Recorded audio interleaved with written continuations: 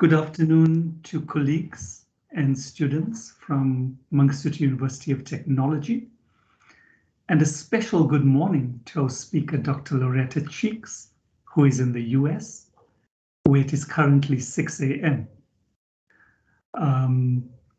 I hope you are all keeping well.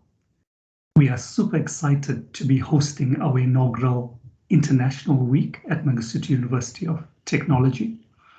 A big shout out goes out to our Marketing and Communications Department for hosting a week of stimulating talks and presentations with various guests from around the globe. And this session is no exception. My name is Vikash Jagu. I head the Academic Department of ICT at Mangosuthu University, and I will be facilitating this session. Before we kick off today's proceedings, I'm just going to share my screen.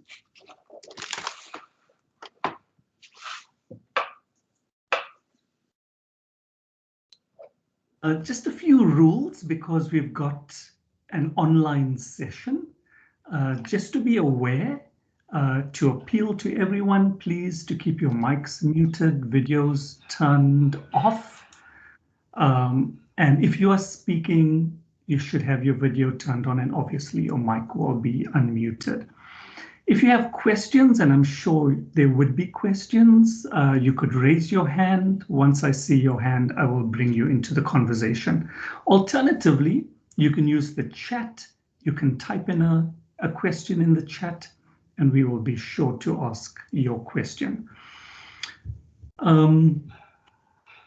Today's session is on learning design thinking with performance integration and systems thinking for learning digital expressions. We have a well-known international speaker, Dr. Loretta Cheeks. Before I introduce the speaker, I had received an abstract from Dr. Cheeks for today's talk. And one part of her abstract states, system thinking enables learners and teams to see the interconnection amongst parts of the whole. So before Dr. Cheeks speaks about this, I thought I would first share with you what is not systems thinking. So this is not the way the parts of the system should be working together. However, we sometimes find ourselves in misaligned systems. Fortunately, in this talk, Dr. Loretta Cheeks will introduce us to processes and methods for thinking critically about design thinking with a system that supports making decisions about innovation that will ultimately benefit society. As an introduction to our esteemed speaker, I will give you a bio. Her bio is, there's just so many accolades that she has. I was struggling to try to summarize all of them, but nevertheless, here goes. Dr. Loretta Cheeks is an artificial intelligence expert, a research scholar, a consultant, and president of CEO of Strong Ties and DS Innovation. During her tenure, she has helped organizations gain dynamic data insights, serving enterprises, governments, and nonprofits. Dr. Cheeks is on a mission to create a better world with technology. Before earning a PhD in computer science at Arizona State University, she was developing, deploying, and leading various teams in the Fortune 500 corporations. She's the first to identify a computational approach for the discovery of news frames in unstructured text and a computational methodology to explore news used or frames for shifting attitudes, behaviors, and values over time. She's the president of DS Innovation, an independent research and consulting organization in artificial intelligence and machine learning. She's also committed to improving higher education for underserved and underrepresented communities to follow her scientific footsteps. To do that, Dr. Cheeks created Strong Ties, which is a nonprofit. She's listed among 10 incredible Black women in STEM, a founding member of National Science and Technology Medals Foundation Expert Connect. She featured as a guest on Karen Hunter Show. She featured by Verizon on an International Day of Women and Girls in Science.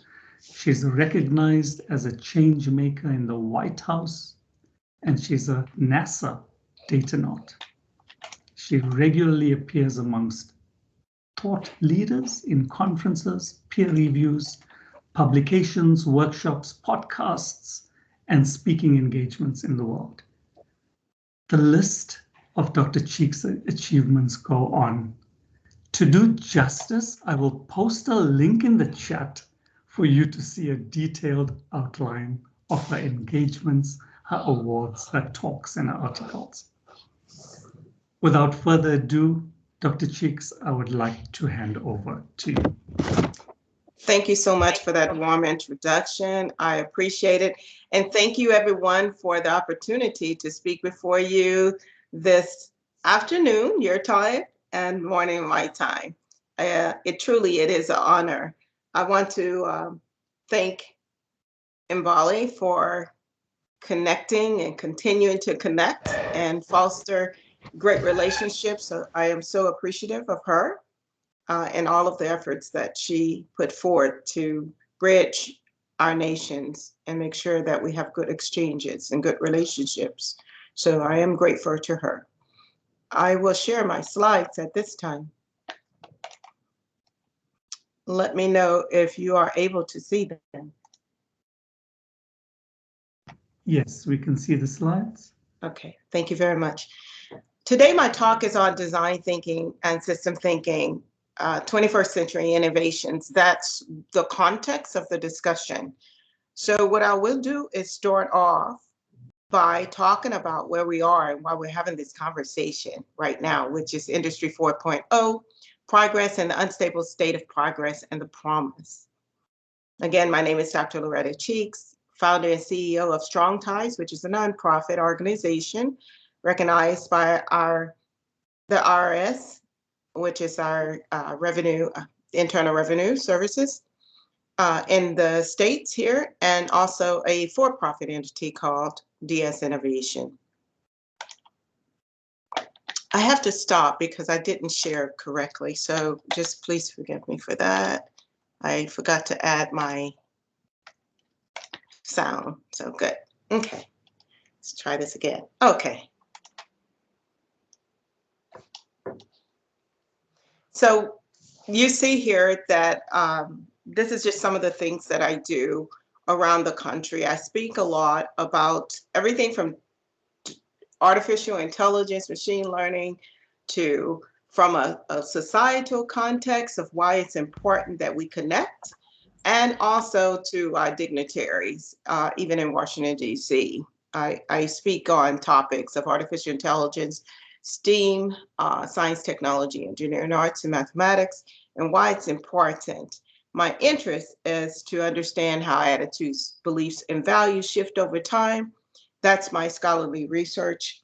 And I use machine learning and artificial intelligence to do that, as well as introduce students, educate students on different processes and different ways in which they can express and learn and enter the space that I have grown to love over time. So where are we? Background and timeline of the Industrial Revolution. Over the years, there have been a distinct traditional changes that have caused shifts in the speed, quality, and organization of production. Each transition had its unique contribution in the contemporary world we live in. These transitions were driven by the Industrial Revolution. The Industrial Revolution implies a growth rate increase in industrial production.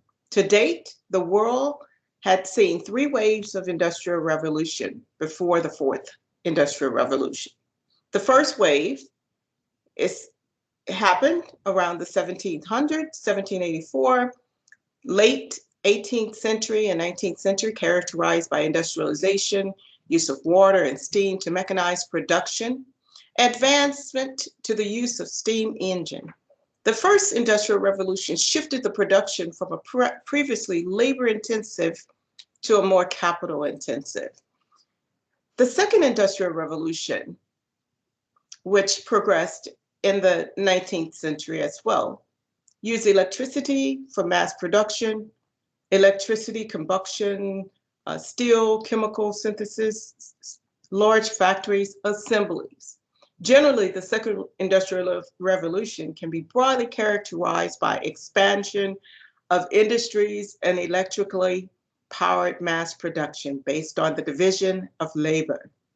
The third revolution that many of, well, maybe not the students that are in the room, but people like myself, in 1969 era of the 20th century, it's introduced the digital revolution, use of electronics and ICT to automate production, ICT, internet, and computers. While the third industrial revolution is an era of rapid technology progress associated with the development of information technology, it is in this era, third revolution, that electronics, information technology is used to further the advancement of automation. And here we are today in the fourth industrial revolution, era of cyber physical systems. The fourth industrial revolution is often referred to as Industry 4.0 or Revolution 4.0. The term was apparently first used in 2016 by World Economic Forum. A dramatic change in the pace, scope of automation of tasks previously done by humans is blurred by boundaries between physical or geospaces and biological and digital spaces. Its international diffusion, it's exponentially fast than earlier industrial revolution. And definitely, these technologies are very disruptive. They are characterized in things and applications as internet and cloud computing, health and care, wearables, diabetic grading, and even as we are going through this COVID era, predictions in health disparities and COVID testings and applications and such.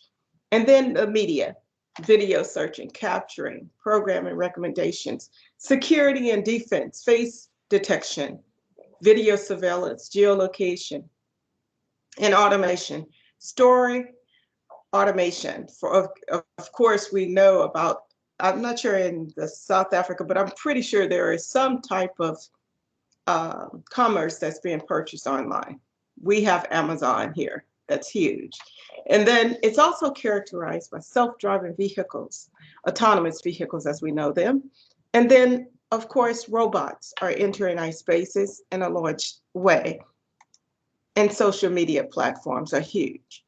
Artificial intelligence is one of the tools or mechanisms in which data, this large amount of data that we have to grapple with processing, is used as a mechanism for us to synthesize and gain insights.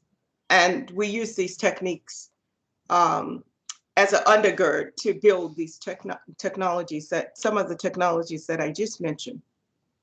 So artificial intelligence is great, it's promising, and definitely a area that I love. It presents opportunity with adversity, risk, and uncertainties. It transforms how we experience life. We see here that in the States, we have interactive walls. We have in our stores prediction or machine learning for understanding what stock is in the stores. And then we have facial recognition, or really just recognition of data points. And data points could be things or people. And then we move on to the risk of any technology. And in this era of AI, robotics, smart cities, Internet of Things, there are risks. And the reason I show this slide is because as we build out, we want to mitigate the harmful effects to society. And that's really one of the reasons I'm having this discussion with you today, is to make sure that we do responsible design thinking, designs and systems in a way that is not harmful to society.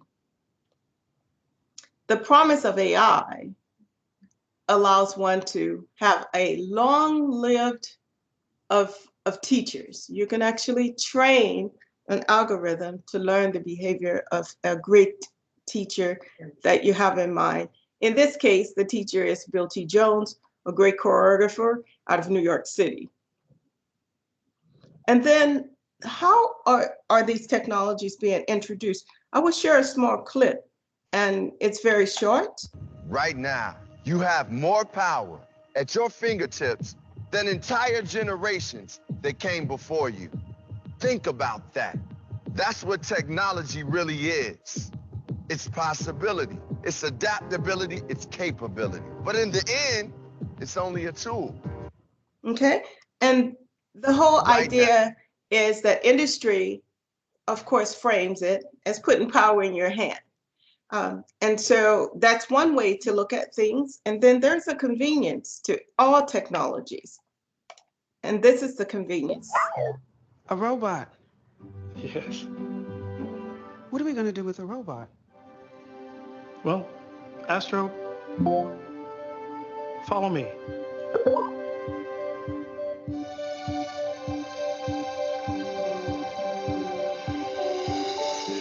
Hi, Grandma. I miss you. I miss you too. Hey, you got the toy I sent. Yeah, I love it. Astro, follow me. Cool. All right, race ya. Come on. And lastly, we have another lens, which is the harm that these technologies potentially can have on society. And this is taken from the Coded Bias clip documentary. Start of facial recognition misidentification, and then use that as justification to search you. This is an innocent child. Racism is becoming mechanized. Systemic issues are only going to be hardwired into new technologies. It's not just face classification, it's any data-centric technology. Every day we are all...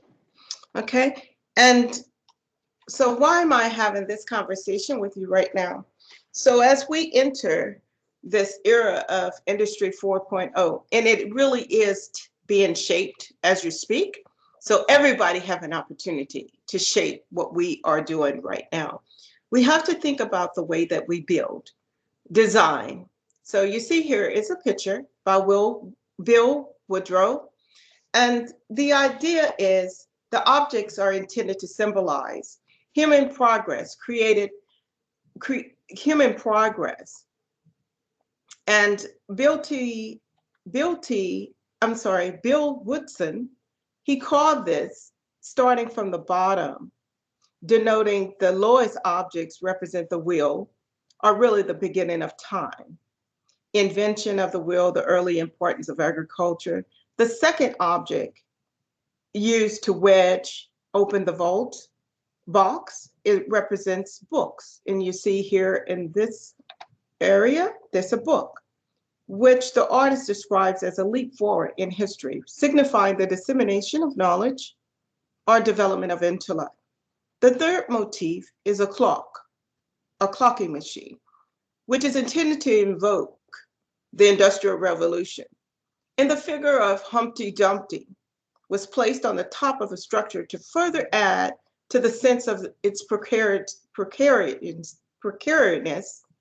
It provides the notion about this country and a lot of the Western world in general, and really all the world at this time, because ICT or technology or STEAM It allows anyone to play. And as I said earlier, the boundaries are blurred. It provides this notion about countries and nations, about progress. We're forever getting better and better, and yet in a very unstable state.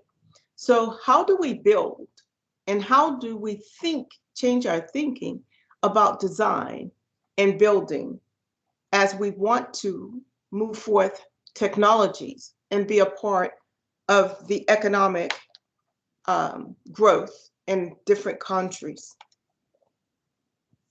Unstable state of progress. So if we do what we've done before, the consequences of industrial revolution, these are some of the consequences as observed in the US. I'm not sure in South Africa if you have these issues, but through the industrial revolution of the progress of the Western world, it created dense urbanization of cities, transplant left in the cities, unemployment, poverty in rural and urban, demand cities to become economic drivers in urban diseases. Of course, progress was being made. The responses to some of the industrialization challenges are the consequences of industrialization. It's government instituted policies, population control, imprisonment, and tactics to divert the poor or the rural populations from entering the city. In our country, we had this sense of redlining, the undesirables out of communities that were designed for desirables. And then we have welfare services for the poor. So hence, here we are, STING. So enduring solutions to address economic growth and digital inequality, while in an unstable state, necessitates increased attention on science, technology, engineering, arts, and mathematics. STEAM education is defined as an approach to teaching in which learners demonstrate innovation and critical thinking and creative problem solving at the intersection of STEM disciplines. The A here acknowledges the vital role of the arts in STEM education, started with the assumption that skill building benefits all stages of STEM learning and work, increasing opportunities for digital inclusion, promoting resilience, and increasing opportunities for access to high-paying, high-demand careers. STEAM knowledge and skills is in emerging technologies, advanced manufacturing, cybersecurity, health and care, and IT, information technology. Thus, to prepare learners for the 21st century jobs and careers, we must think about innovative ways to learn and learn about emerging technologies. So here we are, design and system thinking. I start with system thinking because system thinking allows one to look at the whole. So the idea with system thinking is the digital skill workforce involves solving problems and thinking critically about design choices. However, one has to understand the entire system or be able to understand the interconnected parts of the system, be it conservation or systems or applications that will address conservation or protecting Kenyan river resources. In Arizona, of course, and other parts of our nation in the US, we have other initiatives in force to understand allocation of precious things as water, energy, and shared resources. So these things have to be thought out in a big sense. And they're often referred to as, I'm not sure if you've heard of this term, wicked problems. And wicked problems need tools for us to think about the way that we actually create and build. So I would like to introduce to you this idea of system thinking if you have not heard of it before. So system thinking once again, it's really looking at the actual overall system as a whole. It looks at the system in terms of its interconnected complex of functionalities and its relationships. In this exercise, I usually introduce students to a simple exercise of draw a picture of how to make toast. So at this time, what I will do is walk you through the process, and then we will do an exercise together, if you don't mind. So reflect, place your drawing on a wall. We can do that at another time, but in this case, we will actually share out our drawing. So the idea is that you take account of the ingredients. That could be the people, the places, the things around you, people, places, things in the system. In this case, you take account of all of the things that you need for creating toast, for making very dark toast or toast that's to your liking, and what's involved in that process. Analyze how to make toast exercise. How are the illustrations similar? And that's what we'll analyze. All of these things. In what ways do they differ? Which are clearer? Which contain surprises? Which would actually do the best at explaining and how to make toast? And then I give you resources here. I could share out all of these resources with you. Anything in this presentation I can share out with you. Okay, and then we'll watch the act of making ideas visible. So what I like about system thinking, my research is grounded in graph theory or network theory. So that's a good way to have learners to think about these relationships and looking at the bigger picture, not just what you're building, but how does it relate to the things that exist as they are today. So it allows for introducing what we know as nodes, represents the whole part. The mental objects are containers that describe who, what, where, and when. And then the links represent connections between nodes, and that can be illustrated through relationships, flows of information, and material. Together, nodes and links create a system model, a visual representation of the entire system. So at this time, what I usually do, and I'll move on to the next slide, but let's just go through this exercise if we could. As a group, what I would like you to do is I want you to draw. Everybody has access to a pencil and a paper. If you can, for those who do, I will give you 2 to 3 minutes to just draw out a diagram of a process for drawing toast. So it's really simple, but this tool of idea of system thinking is very powerful because, of course, it can lead to literally a whole network diagram on representation of the problem and the challenges that one may want to address. So at this time, what I would like you to do, I have a question, and the question that is before you is draw a picture of how to make toast, that is darkened, crispy bread.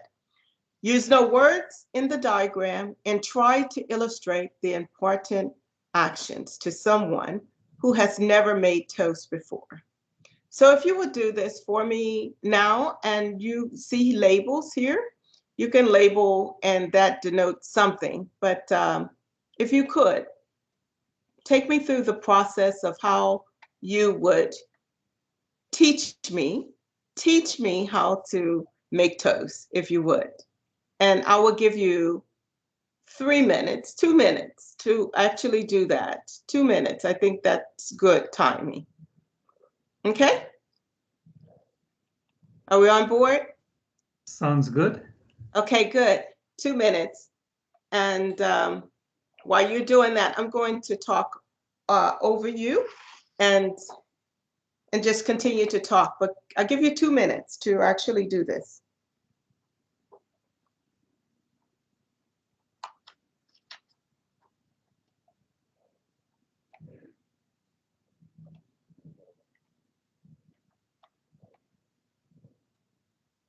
So you want to think about the main ingredients that are involved. You want to label them, and you don't want to make any assumptions about who will be making the toast at this time. You just really want to explain, show me how you make toast.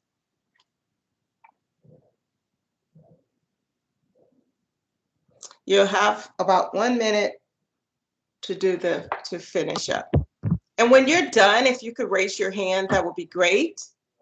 And what I would like to do is ask Dr.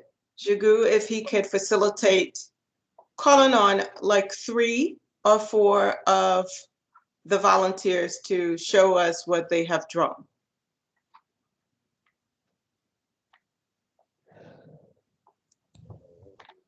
Dr. Lorette, I'm just trying to figure out if we're drawing on paper, how we're going to get you to view our diagrams. Oh, everyone doesn't have a camera? Okay, I guess we could just show you the picture by turning on the video. Yes. Is that okay? That would be great. Great.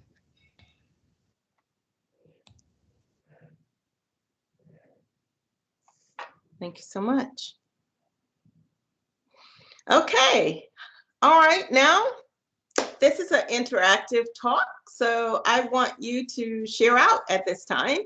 And so if you can raise your hand, and we need about 3 or 4 individuals to just share what they have drawn so that we could do some comparisons.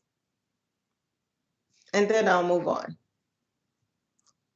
And if we don't have anyone who wants to share, I'll just move on to design thinking. We've already got a hand up. Oh, wonderful. Okay. And what I want you to do as you're looking at the diagrams, just reflect on the process, of course, the things that are being accounted for, and just take a note, either through pencil or a mental note, on what differs from the different individuals who will share, just if you would. And then we'll discuss just in brief, and then we'll go on to a bigger picture of how this is used in industry, or even used, for instance, I use it to help students to flesh out gaming or ideas for virtual realities and so forth. Okay. I'm going to stop sharing, right? Because, okay, good. All right. Thank you, Mr. Godson. I see you, but I don't see your paper. Okay, I cannot. Oh, okay. I see something there. Oh, yeah, I see a big toaster. You have 3 pictures. You have 3 things. Can you describe what you have done there? It's basically illustrated in 3 pictures. On the left hand, it's bread still in a plastic cupboard. Then basically I take it out from the plastic and put it in the toaster. And then once it's ready, it's brownish nice. I take it out, I put it on the plate. And in the plate there, you can see 2 toasts waiting to be, it's either what I'm missing there, it's margarine and jam. Okay. And a picture where I'm ready to eat. Thank you. Thank you so much for sharing. I appreciate it. So we need another volunteer. Can someone else share out? Thank you so much. Colleagues, if you can just put a hand up so we can know who it is that is able to share the design.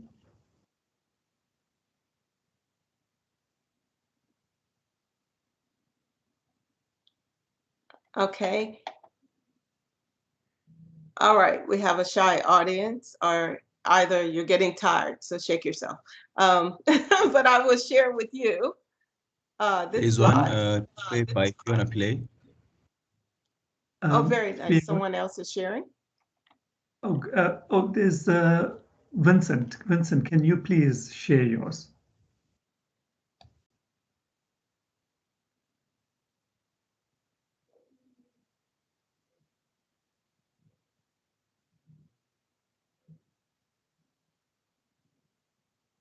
My system is actually fighting me, Doc. I don't know if you can go to Fiona in the meantime while I try to share. All right. Okay, I see something was coming up. Okay, we'll give you a few minutes to see if you can resolve those issues. Fiona, do you have a pic for us to view?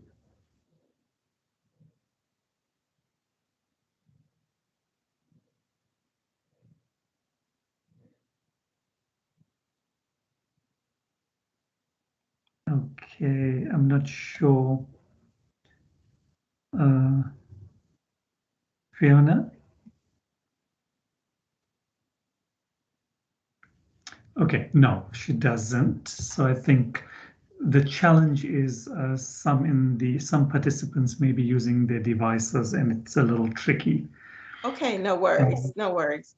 So if Vincent, maybe have you resolved your issue, Vincent?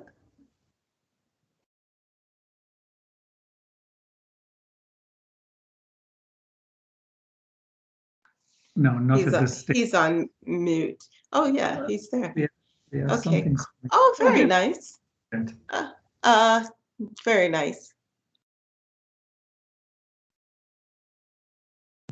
Is my picture visible that side? I did see it for a minute. And then it went away. And then it went away, but you can describe it. You can try sharing it. Oh, we see it now. Okay. So the approach that I took, it was actually separating my approach in terms of the equipment that I will require, and then also the ingredients that I will need. And then I just put in a frying pan at the very top, and also a mixing spoon, as well as a bowl, which are the equipments that I will use to then prepare my ingredients. And then on the other side, I have eggs, bread, green paper, as well as cooking oil. I can already see that I'm missing a knife here on the equipment side, which I will then use to cut my green paper. So the reason why I assembled this in the manner that I did was I thought of system thinking as being about interconnectedness, about how do these things connect to each other, how do they operate in order to then achieve whatever objective that needs to be achieved, which is the reason why then I could then identify a tool or an equipment that I would require before being able then to sit and then start making my toaster. I like that.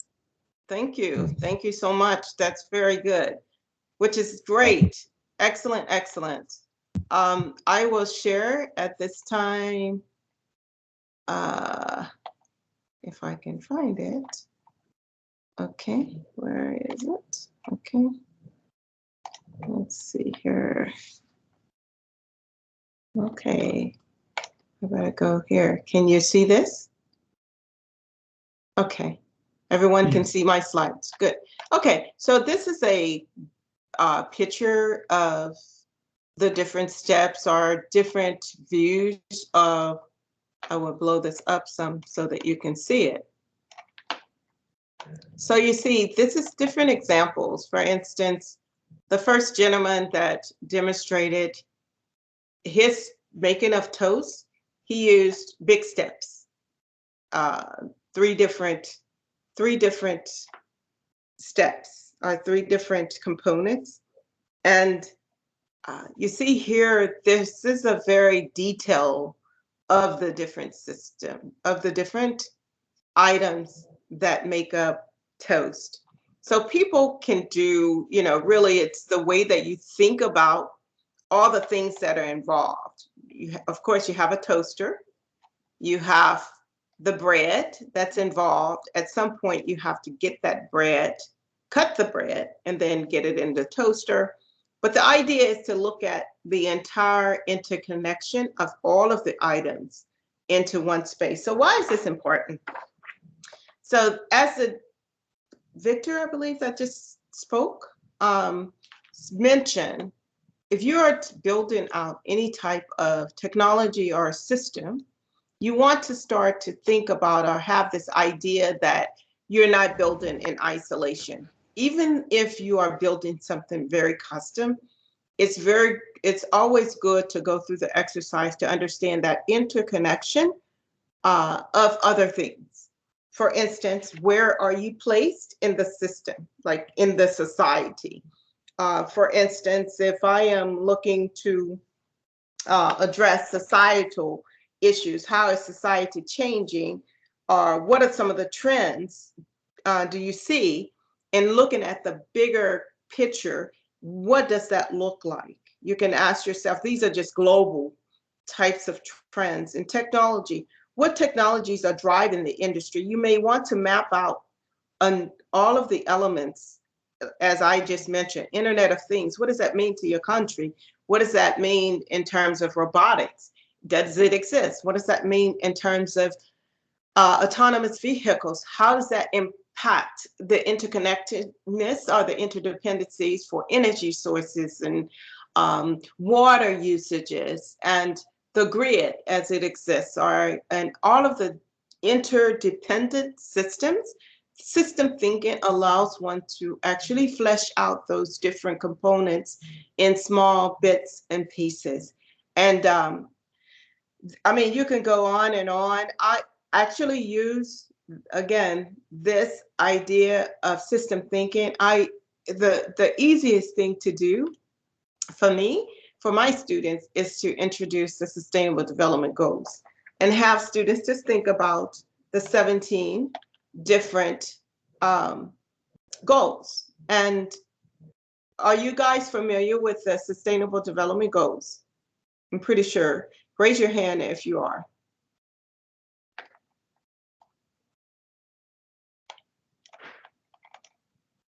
Okay. Okay, good. Thank you. Thank you. Thank you. Thank you.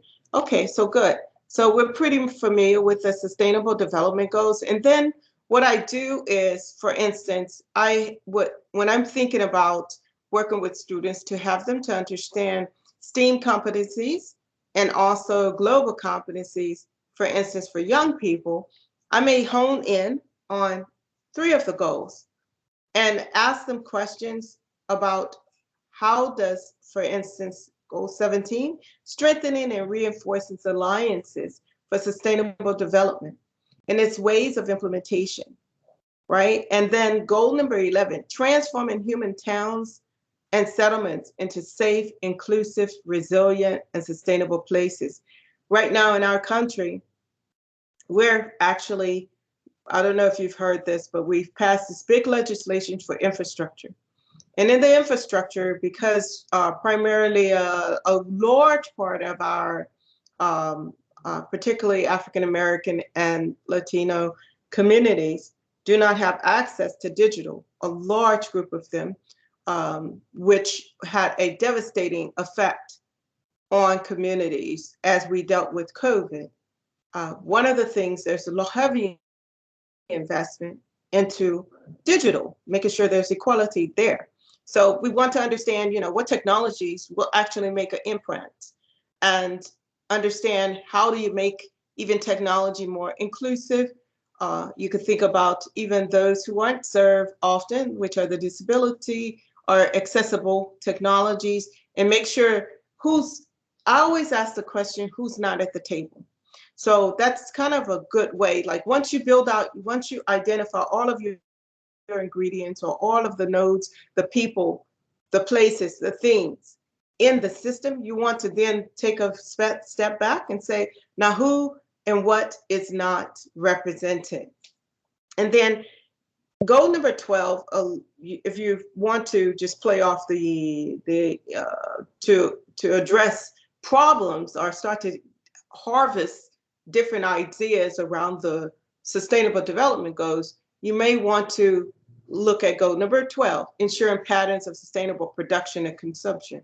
And then ask the question, how would STEAM help in this way if we were to address some of the big, wicked problems in our society?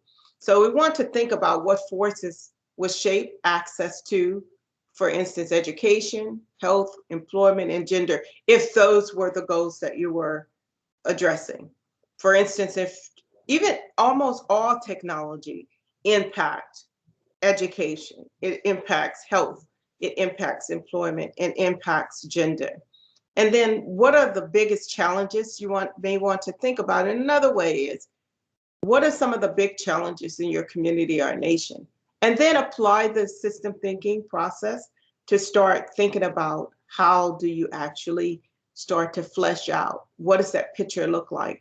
For instance, this spring, from January to March, I mentored students around our country to understand who they are in society and their placement in society.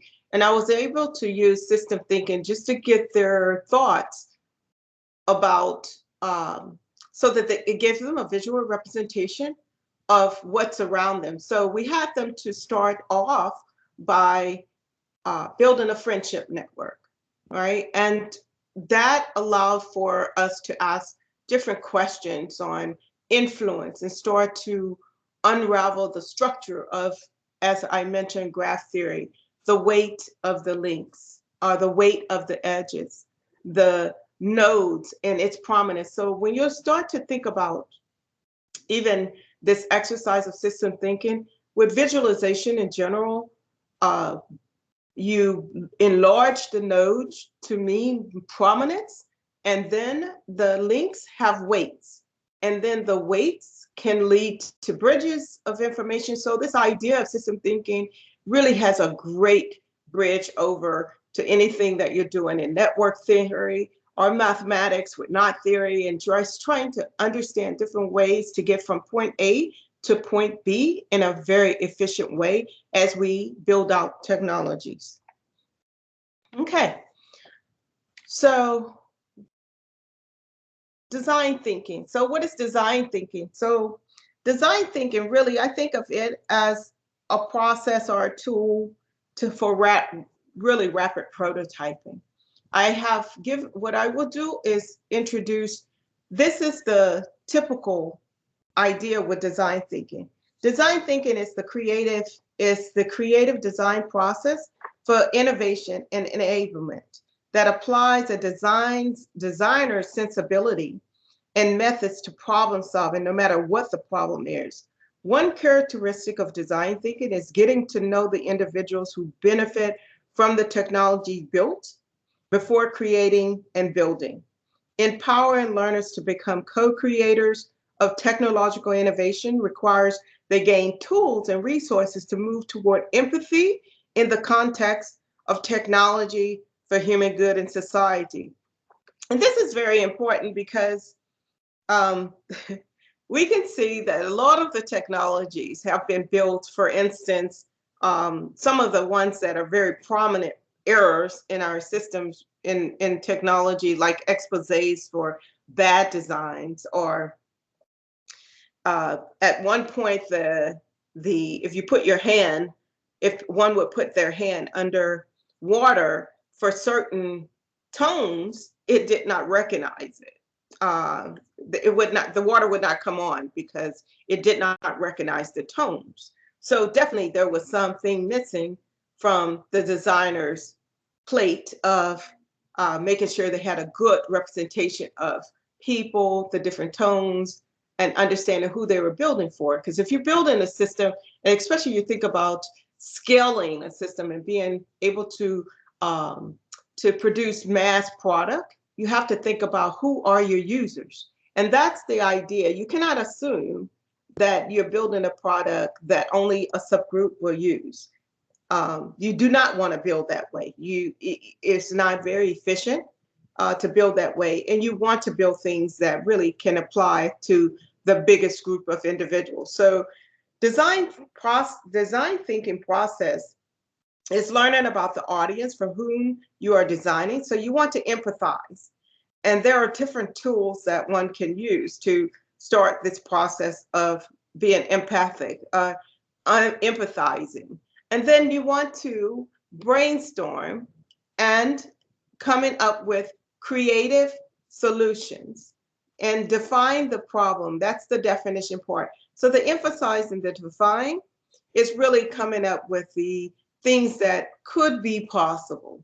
And then the ideation process is that brainstorming. And really the ideation, I always tell my students, I don't know if you all ever played the game of yes and. It's really a storytelling or this improvisational art strategy. And the whole idea is that you build on. There are no no's in the whole conversation. So if I tell you that I was walking down the street and I passed the torch and asked you to continue that story, and you would respond by saying, yes, and so the idea is that you continue to build and you want to flesh out as many different types of ideas. There are no wrong solutions in this safe space to discover. And this process really is about learning and discovering what is possible.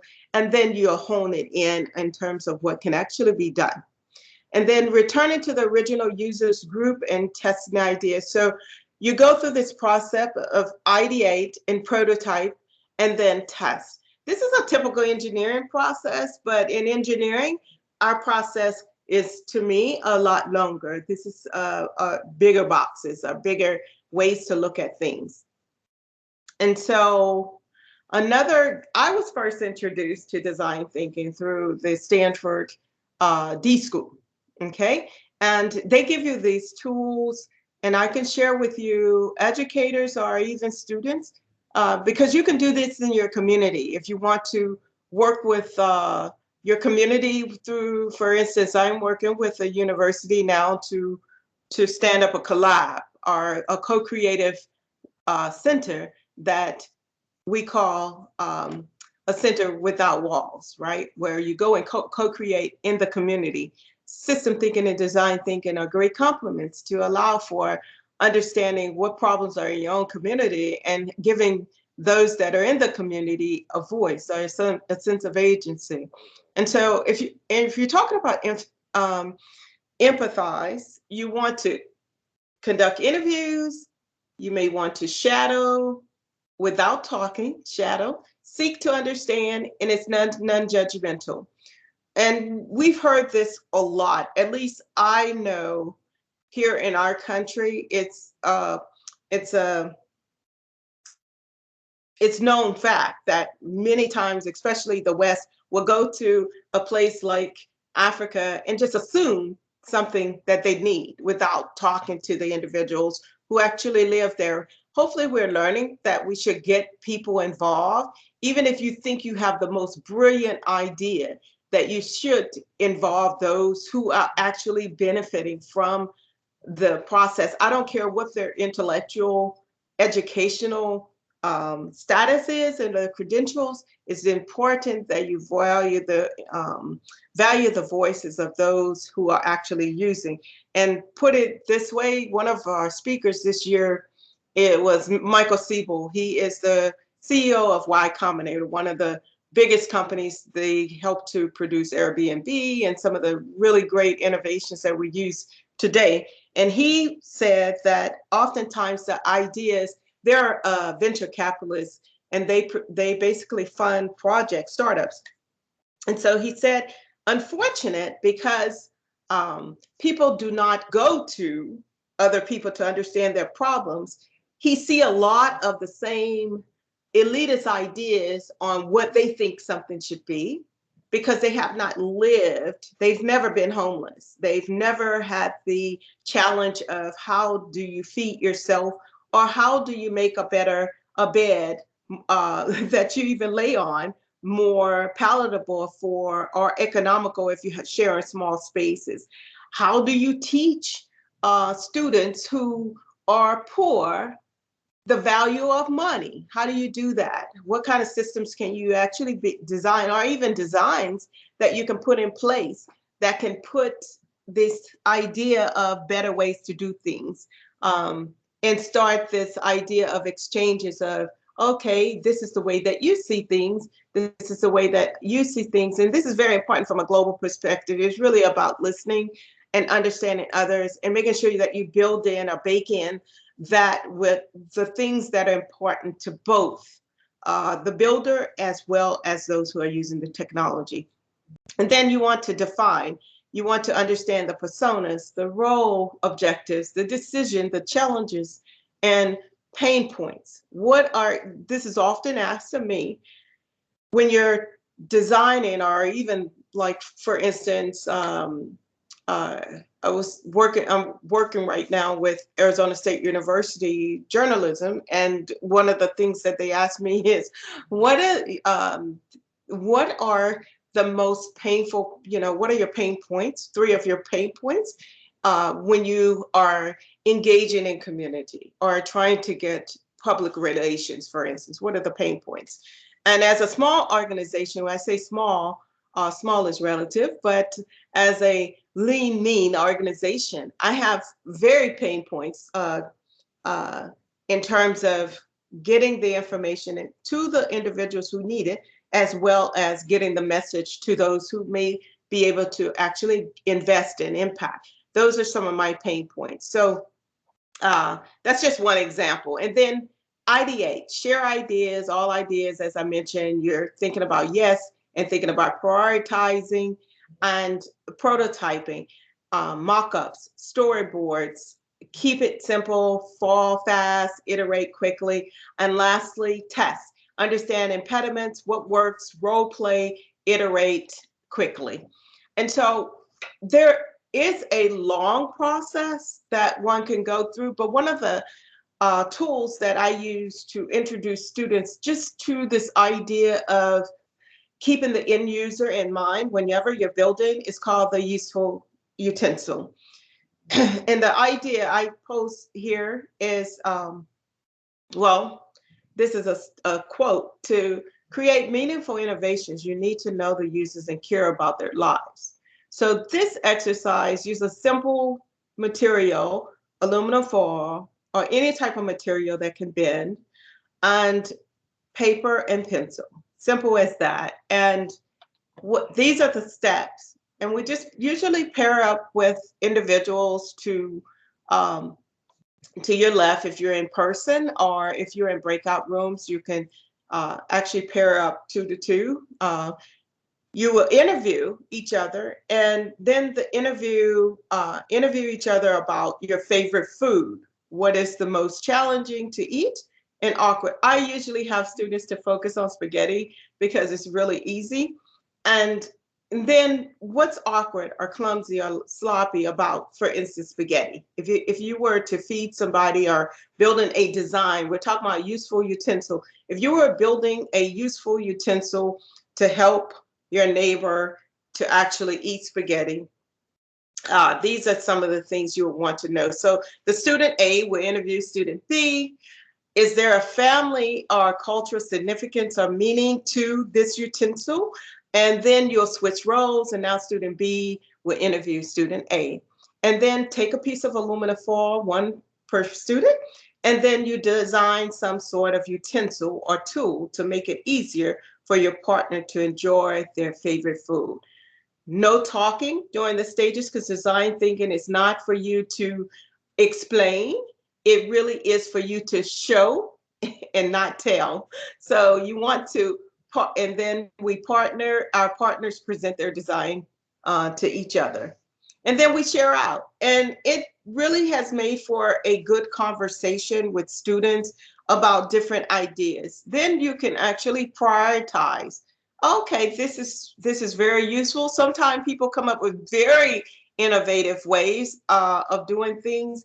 And it allows for, of course, the arts or this idea of play to come into a space and really have people to think about the what do you say, the usefulness or the practicality of the utensil that they're building. Because once you do the prototype, for instance, if it doesn't stand or it doesn't do one of the functions that you have outlined that it should do, then you know that you need to go back through and rinse and go through your iterative process over again.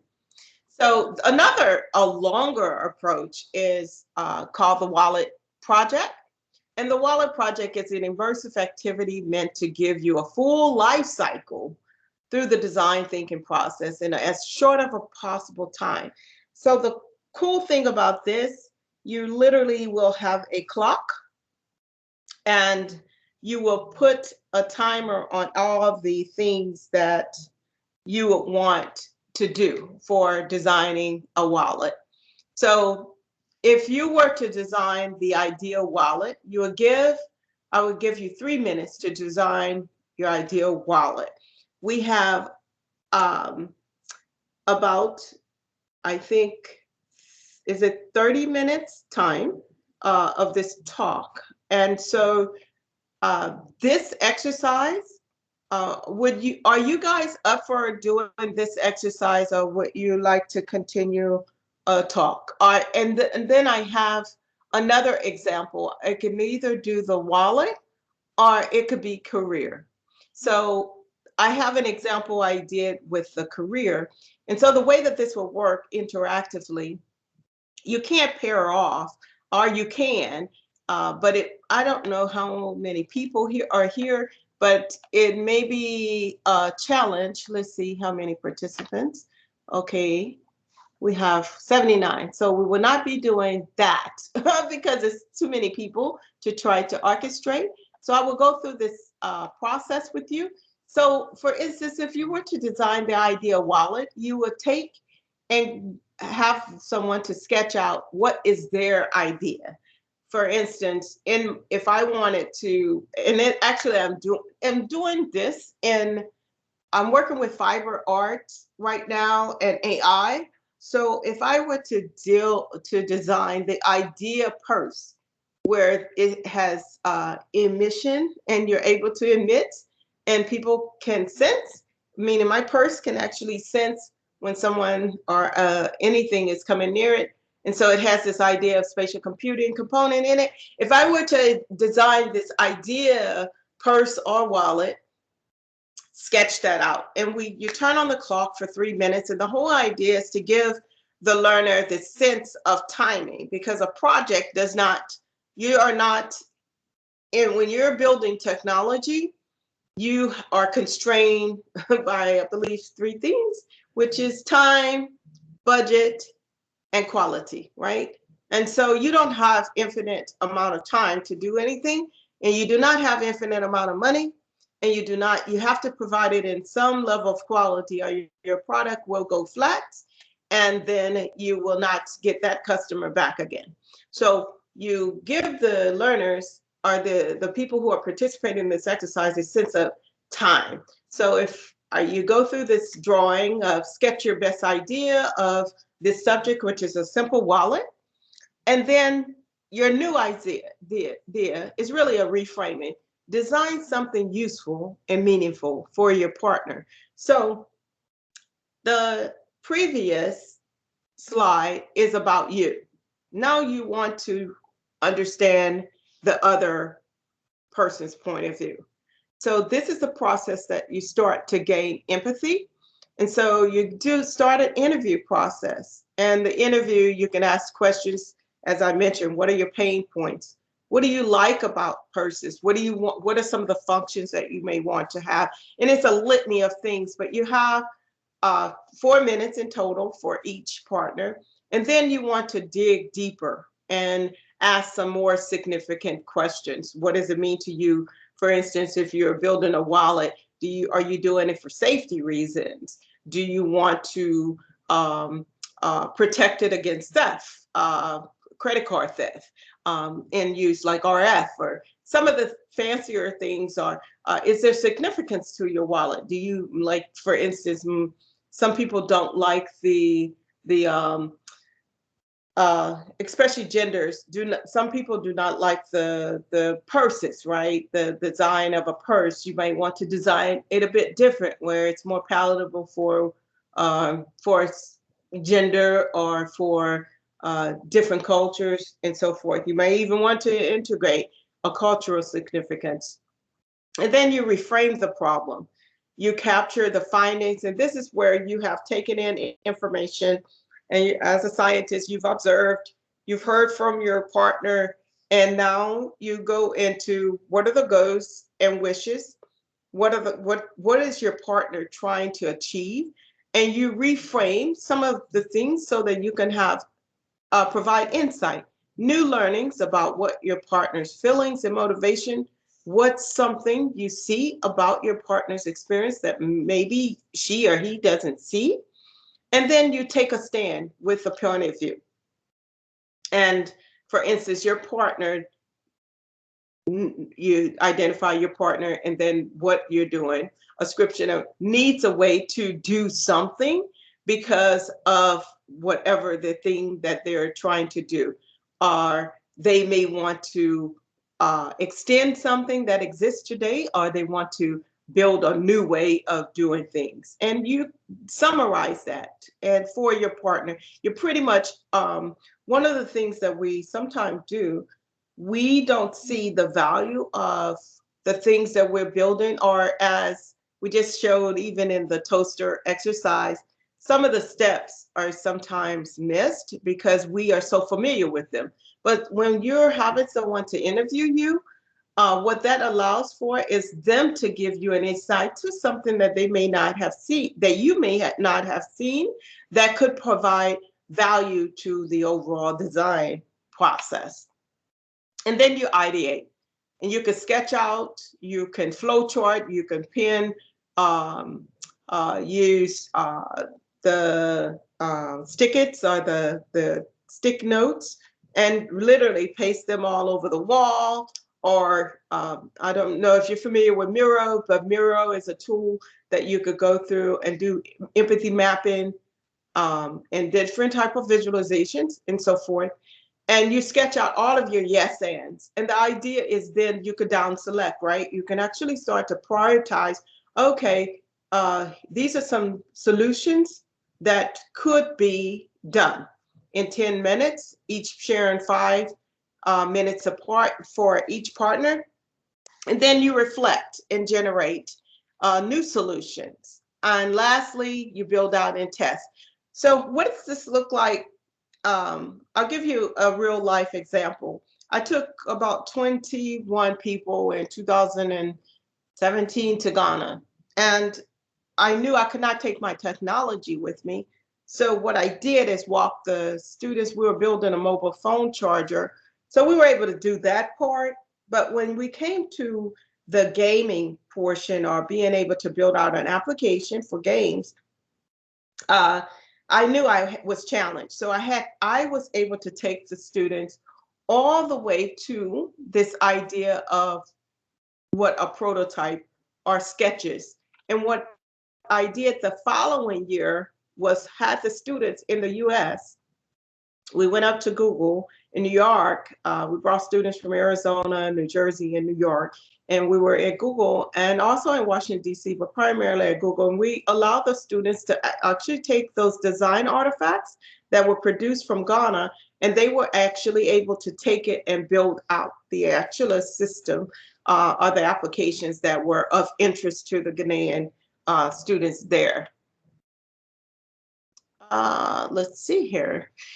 I have another example. So last year, I wanted to apply this process to designing. I did a workshop for Bowie State University, And I wanted to have the participants design out their ideal career path.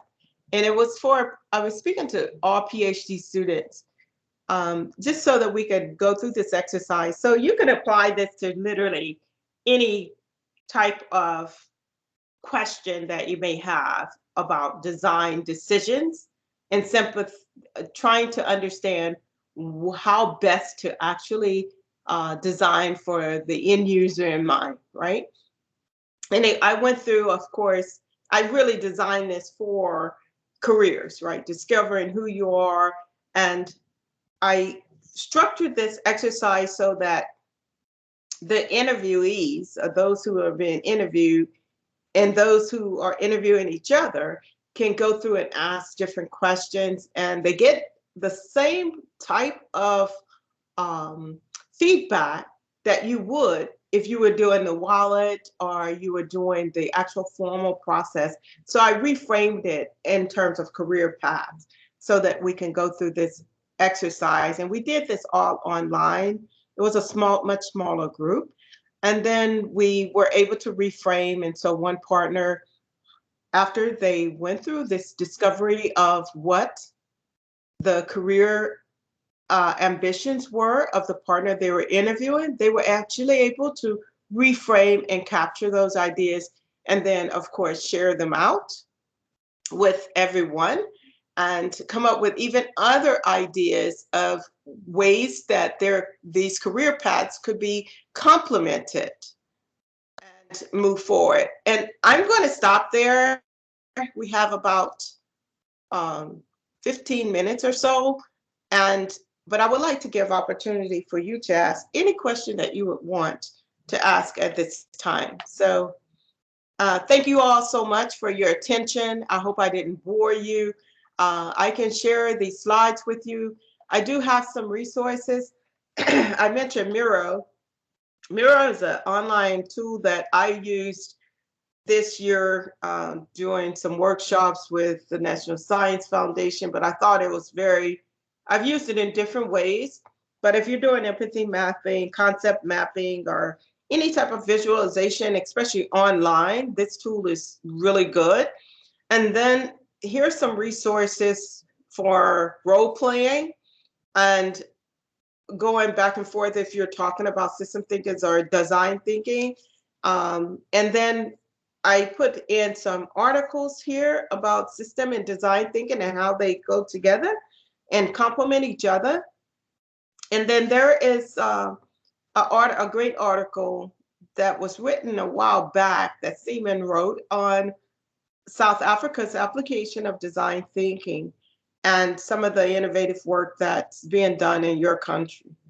So with that being said, I will thank you once again for the opportunity to speak to your esteemed group, and I will let you ask questions at this time. So take it away. And I will. Thank you very much, Dr. Loreto. That was really enlightening and amazing. There's just so much of valuable information that you've given to us. And, you know, as you were going through all of these wonderful tools, I was just thinking, wow, we have to collaborate further and go through perhaps some workshops where we can, you know, have the time to engage and go through some of these wonderful tools. I know I've used the Stanford, the D-School tool for design thinking. They're amazing. It's really amazing. And you've got some other wonderful tools, you know, and that would really be great. So I think we already have some future talks and projects and engagements and collaborations that definitely. We can. But yes, I'm sure there's questions that that our participants have. If you could raise your hand, and Mbali, you've got your hand up. Please go ahead. Okay. First and foremost, I just want to thank Loretta for your amazing presentation. You made reference to a number of invaluable support services that we could use. I am really happy that I was able to listen to your presentation. And colleagues, as indicated, we have met with Loretta, and I was impressed when she made a presentation in Washington. At the time, I was chosen by our Minister of Higher Education and Training to be a part of his delegation team. And Loretta didn't disappoint like now. But the reason for my hand to be raised is, number one, to also thank colleagues who are our partners joining from Namibia. And I also saw Dr. John Samuel joining from the UK. I'm not sure about whether Thank you. Thank you. Yeah. Oh, yeah, you're welcome, sir. Right. So the second reason why I raised up my hand is that I am submitting a proposal to the Department of Higher Education and Training. And the purpose for that proposal is for the implementation of our internationalization strategy. And Dr. Jagu, and together with Dr. Chicks, also Dr. Samuel, you are listening, and I do know that you have connections in the Caribbean. Yeah. Just send me details on how you think we could include some of the things that have been raised here as part of this discussion. What kind of projects must I budget for? My deadline is quite tight. It's going to be Friday. So without really writing a proposal, just think about what kind of capacity would you require or would you offer to MUT in order for us to continue to work together?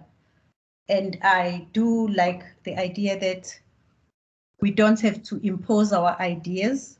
We have to go to the people, find out what they want. So I do believe then, Dr. Vikash, that you would follow on this. And I do invite you, Dr. Samuel, to also participate. Dr. Samuel has also worked with us way back when we developed a partnership between MUT and Leeds Metropolitan University at the time in the UK. Thank you, colleagues. Well, thank you so much.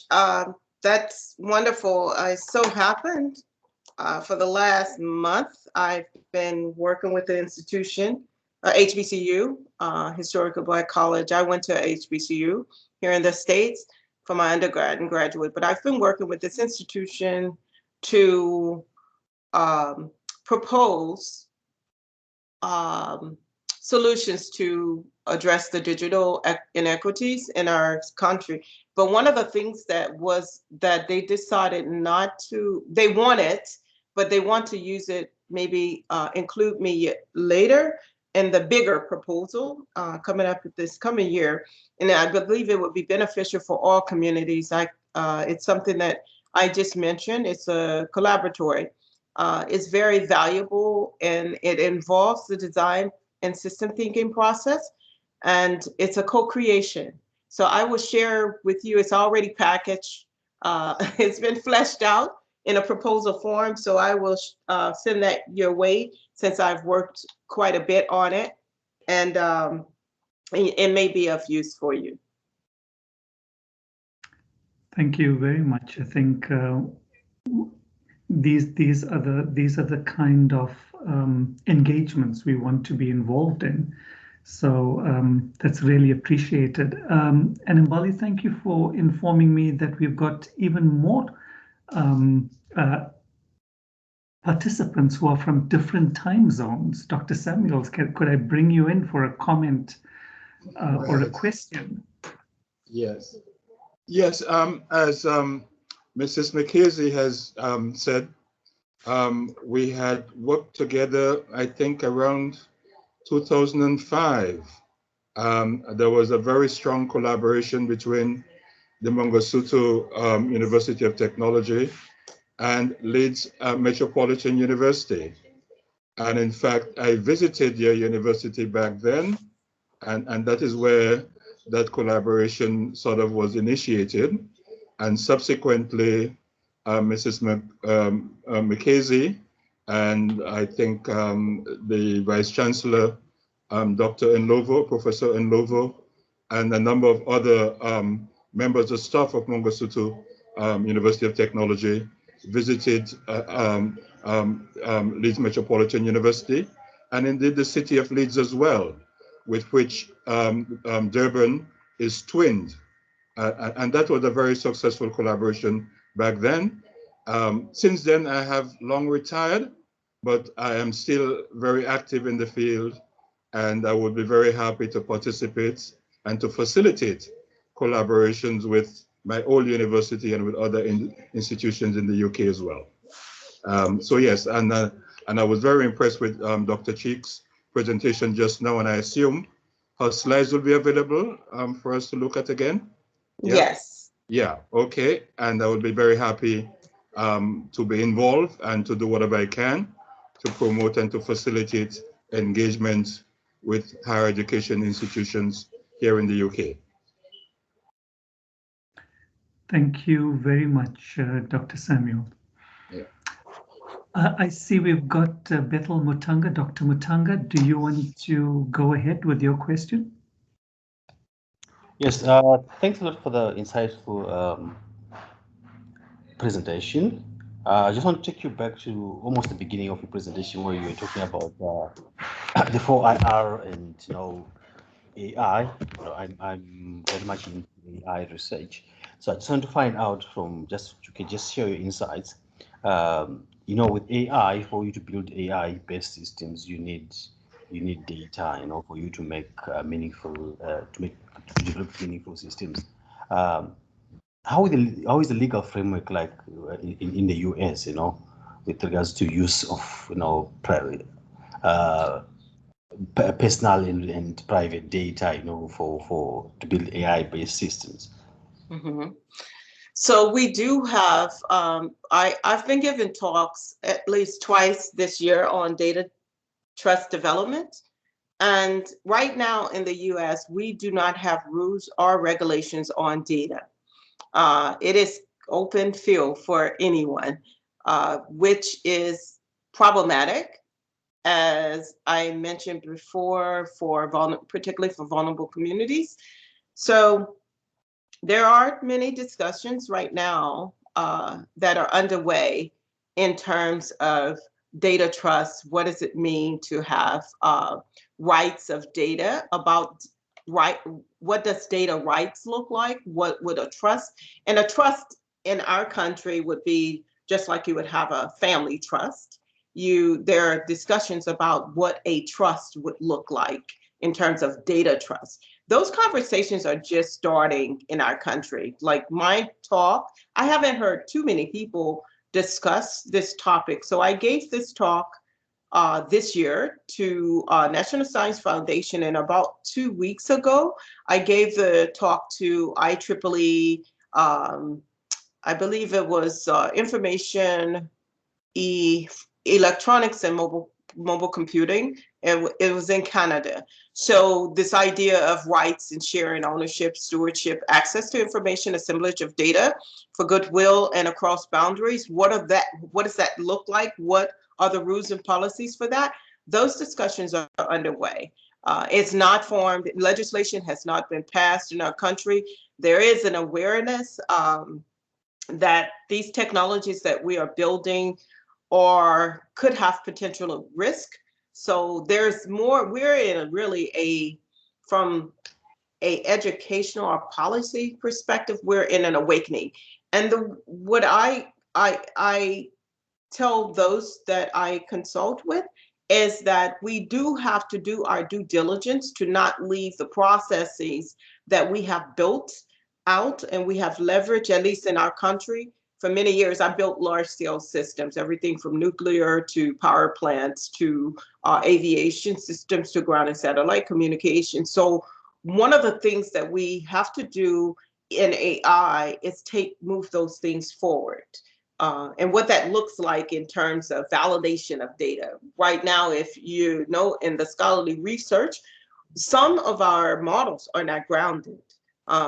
We have to make sure that they're grounded in terms of data, getting to data, who has access to data. Unfortunate, unless you're, I don't know how you harvest data. You can, of course, get data that's open source and utilize it. But I tell you, in even my research, with our search engines, I had to write an elaborate program to actually go and get seed data, to scrape the data, to make sure that I was getting what I needed. I had to build my own data set because of the limitations that the search engines have on how much data you can actually access. So there are no policies as it pertains to data, who owns data right now. That's being shaped. So I encourage everyone to have this conversation, or have these conversations on, you know, what does it mean for data? You know, who should be the stewards of your data? What do you want to there was an article in ACM a couple of months ago. Do you really want an AI in your bathroom, right? Or in the public bathroom? What does that look like? And that sharing that type of data, because it can have, of course, proliferation of effects or impact on health, and it could lead to many different things. Privacy is big. So conversations, but no policy is in place. And I saw that I had 5 minutes, or probably 4 now. Do you have a follow-up on that, Dr. Mutanga, before I bring in the next hand? You can take the next hand, Vikash. Okay. We have a hand from Godson Gotcha. Can you please go ahead? Thank you so much, Doc. What an interesting presentation. And in an area where some of us in developing countries are yet to come to speed with the dramatic changes that technology is bringing. Dr. Chicks, I just want to take off from where you left. In terms of digital governance, what technology, in terms of tools and methodologies, should we be aware of in future, particularly in the risks, and how do we as academics possibly mitigate those risks that are brought about by technology in terms of tools and methodologies in our education or teaching and learning space? Well, one of the things that I think that we as educators have to do our due diligence is not accept the idea of tools, okay? Be tool agnostic. And so I am a big advocate, especially if you're doing data science or you want to do a collaborative or co-creation, fine, use a tool. But when you're educating for problem solving and thinking critically about things, you want to expose students to what's under the hood. The danger of some of the tools is it encapsulate or does a lot of the calculations that you may not understand what's been built. You may use a class or you may use a tool and you don't understand actually what all of the pieces are underneath, and there's a cost effect to that. And so at least giving the students an awareness. For instance, I'll land this for a use case. Cloud computing. If you're teaching cloud computing or service orientation architecture style, you want to have the students not just use what's available now, because it's very high level abstracted. Even if you're wiring in different tools to actually bring in what we know as governance and infrastructure and so forth, you want them to understand for instance, sub and pub, the subscription and publication. What does that mean in terms of topics? You want them to understand resources. How do you do load balance, right? All of the things that make up that infrastructure, so that if they have to stand up a cloud, they can understand what, for instance, databases, where does that come in? Sizing of the database so that they can have efficiency. Because if you just say, oh, I want so much data, and then you basically, the cloud, you pay for basically revving up these big engines so that you can have this shared resource. So having the students to understand that cost and all of the, not all of them, but understanding what's under the actual architecture. For instance, I'm using cloud.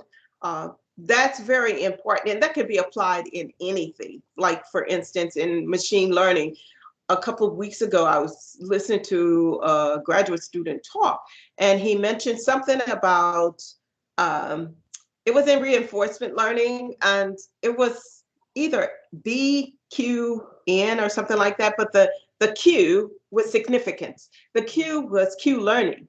And I asked the student, this is just I asked the student, I said, well, you know, how do you reason about updates? And so updates in machine learning is a big deal. When you learn, you want to either have history of something just like we learn as humans, or you want to have some point of reference or be able to update so that you can continue to learn. And the student wasn't able to even understand what the Q learning, why it's what's so significant, why this algorithm is very, very powerful, because it takes, you can actually learn for very, very little amounts of data. And so that's a good example of why it's important to for as educators to make sure that the student understand the details underneath the technologies that are being built. I do not recommend, for instance, using a tool. I teach students use, for instance, even if I'm teaching them vectorization of some sort, to understand that process of taking words to numbers.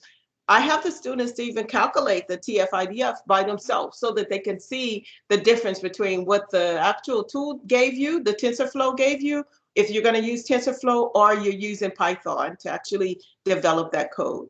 So understanding those basics, also even architecturally, I've just mentioned to you that we have to be careful that we bring things forward. One of the things that I found while I was in industry, there's a design methodology or architecture, it's called ATAM. It's a trade-off methodology that one can use to go through these scenarios. It's a very elaborate trade-off analysis methodology. So we want to educate not on the tool. The tool is great once you learn. Once you learn what's under the technology. So I hope I answered your question. Very much, Doc. I appreciate. You're most welcome. Thank you very much for those comments. I think we could squeeze in maybe one more final question. I know my colleague, Vincent Mshlongo, had some possible question that he wanted to ask. Vincent, are you with us to ask the question?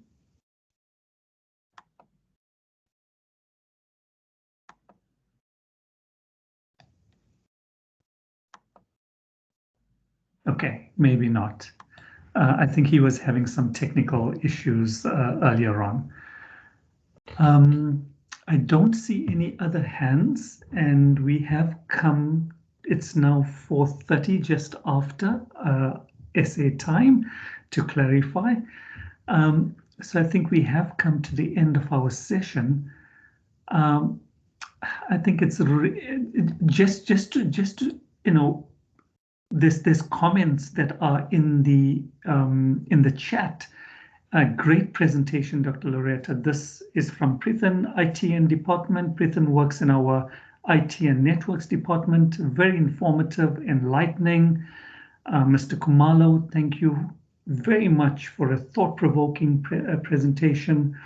I'm glad you mentioned system thinking. This is a powerful approach to unpack complex problems collaboratively.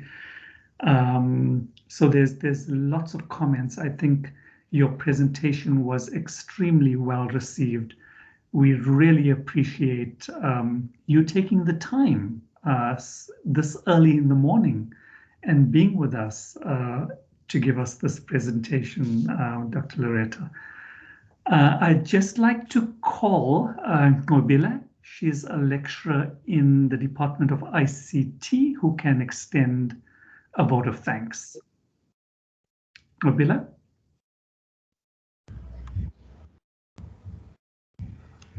Hello, Dr. Jackie, can you hear me? Yes, we can hear you loud and clear. Thanks. Greetings, Dr. Loretta Cheeks, Dr. Jagu, who's our facilitator for today, colleagues, students, and our most valuable invited guest. As Dr. Jagu has mentioned, my name is Ngobile Bulo from the Department of ICT. It is my honor today and privilege that I'm now going to give a vote of thanks to our speaker, Dr. Loretta Cheeks.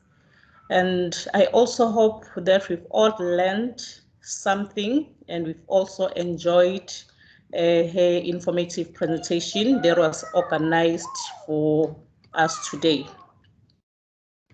I would also like to extend a very hearty vote of thanks once again to Dr. Loretta Cheeks for gracing us with the with your important work, and also for sharing with us your presentation titled Learning Design Thinking with Performance Integration and System Thinking for Learning Digital Expression. So as I was saying, I'm sure we've all enjoyed and we've learned a lot. It was an informative presentation. So I've learned quite a few things that was presented by our presenter today, Dr. Loretta Cheeks. So she mentioned at the beginning of her presentation, she mentioned background and the timeline of Industrial Revolution. So where she differentiated from the first IR to the fourth IR, and also she gave us different technologies each IR uses. And she also further explained consequences of IR. So where she mentioned that through IR,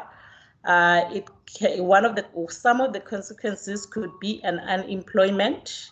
It could be a poverty in rural and urban areas, to mention the few.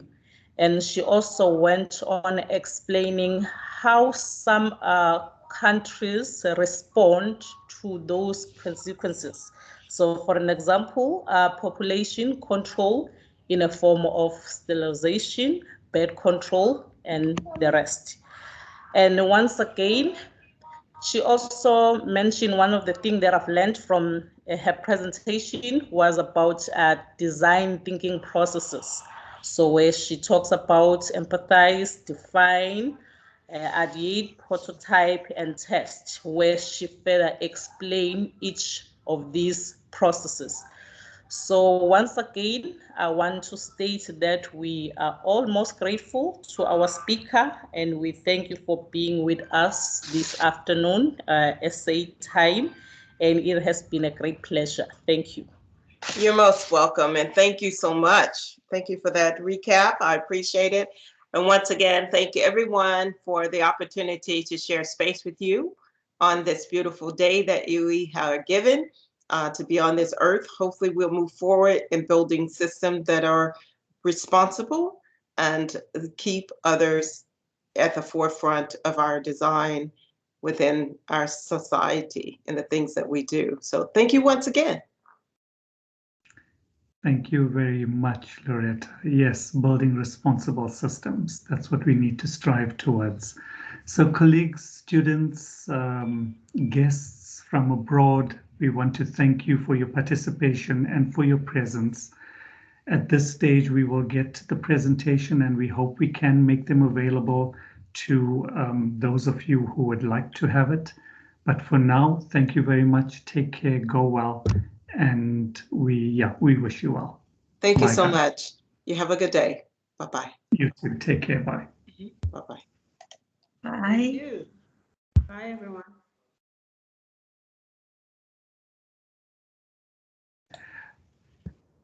I see two hands that have just come up. Vincent Mshlongo?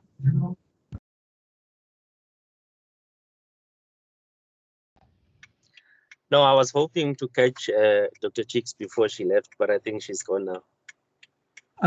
I will share details with all those who would like to engage with her further. Perfect. That would be perfect. All I've right, been great. studying.